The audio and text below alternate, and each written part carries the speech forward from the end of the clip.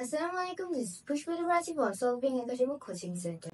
Today, I'm presenting a pie chart in front of you which is about household chores done by our family members.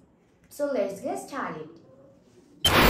Assalamualaikum, this is Arman from Solving Academic Coaching Center. Today, I'm going to explain a pie chart about household chores done by the family members. Let's check it out. First of all, my mother. The red one is my mother. Half of the chores are done by my mother. Cooking, cleaning furniture, mop the floor are done by my mother. Then, my father. The green one is my father.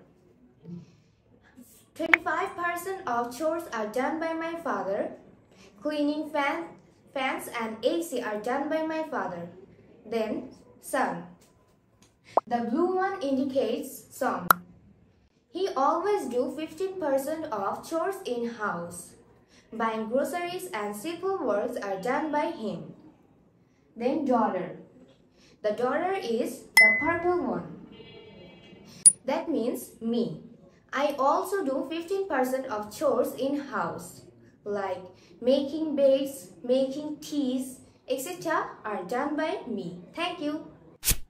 We can see in the pie chart the color orange is blocking the most area in percentage, which is 55%. The color orange is indicating my mother. That means 55% of the household chores are done by my mother. Mop the floor, cleaning dishes, cleaning clothes, and these types of work are done by my mother. The next color is blue, which is symbolizing my father. 20% of the household chores are done by my father.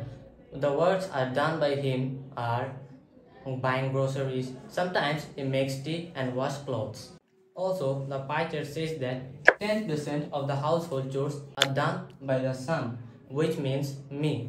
The color which indicates me is red.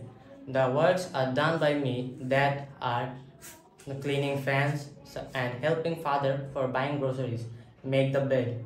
The pie chart tells us that the rest 15% of the household chores are done by the daughter.